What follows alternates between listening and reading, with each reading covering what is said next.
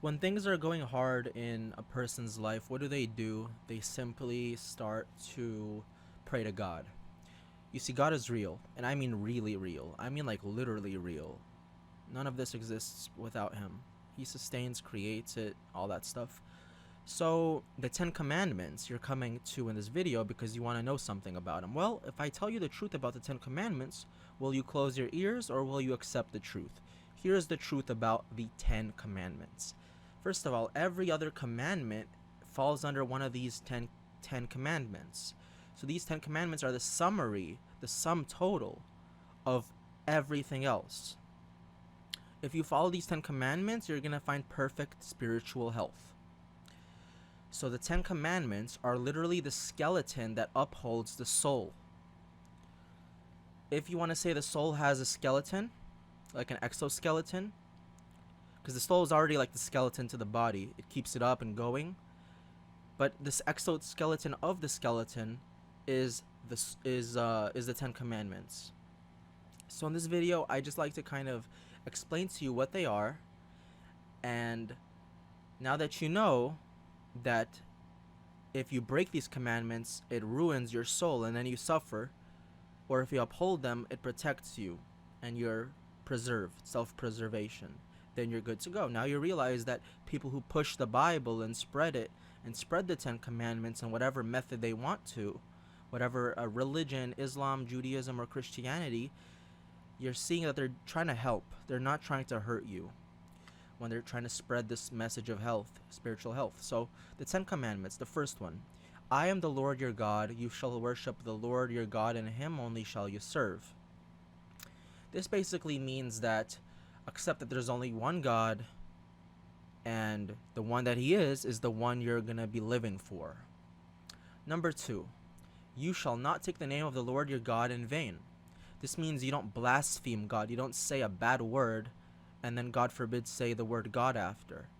You don't say bad things about the name of the Lord, God. So you don't say bad things in association with that word or, in any way. So the third commandment, remember to keep holy the Sabbath day. The Sabbath day is Saturday. Saturday is the seventh day of the week, and it started the cycle. It ended the cycle of creation. So when we keep the Sabbath day holy, which is to remember the day that the God created the world in our hearts and in our expression outwardly, you're going to be getting closer to God.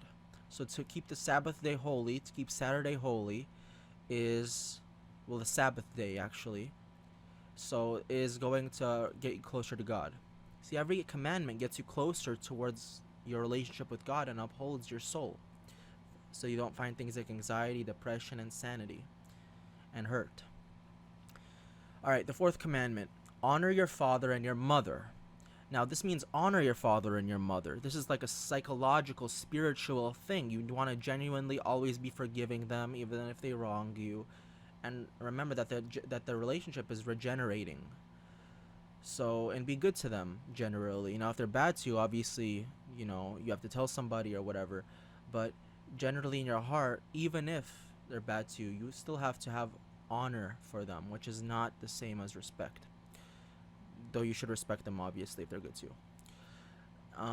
And if they're usually not good to you, you want to still be righteous. So the fifth commandment, you shall not kill. It is true that it says do not kill rather than do not murder. So clearly murder is not allowed. But it also says do not kill. However, if you read into the Bible, it does say that we can eat animals, with certain exceptions. But generally speaking, this verse is generally understood to mean that you shouldn't murder. And eating animals and killing animals is generally considered to be fine. I'm not a vegan. You can do whatever you want. But as long as you don't murder, I think that's good. The sixth commandment is, you shall not commit adultery. Now, adultery in the Bible is actually not the same as, the dictionary definition of adultery right now. Because adultery means two people who aren't married, but one of them is married to someone else. So basically cheating. But it's different. But generally, all forms of fornication are not allowed. So the seventh commandment is, you shall not steal. This is a simple one. Don't go over there to somebody else's house, steal from them when they're not looking. Don't steal from the store. It ruins the soul. All of these commandments, if broken, they ruin the soul, and they lead to sickness and disease and suffering. So hopefully by now, as we get into the ninth commandment, you're starting to understand that yes, there is some kind of literal, actual moral system here, whether it's somewhere out there or just a part of your very being.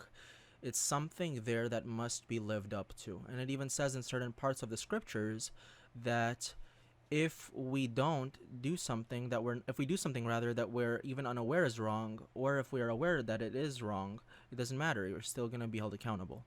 So as you can see, the Ten Commandments are a great starting point and really overall summary of everything a man or a woman, is responsible to carry out in their daily life. The ninth commandment is, thou shalt not bear false witness. This is simply saying that you will not say somebody did something if you didn't see them do it. In other words, you will not lie. Or if you did something and you're saying you didn't do it, or you saw something, you know what I mean? Like, if you do something, then you're not supposed to tell somebody that you didn't do it. Or if you didn't do something, you're not supposed to say that you did it. You're not supposed to lie. Lying is bad. It destroys the soul.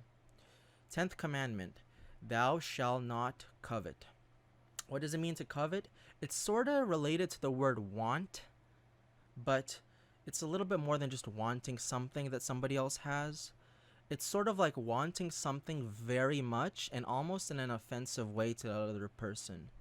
It's almost like wanting something to the point of actually scheming out in your mind a plan to go and get it from them. So those are the 10 commandments, everybody. The 10 commandments are the spiritual exoskeleton of your soul. Keep them, and bless you all.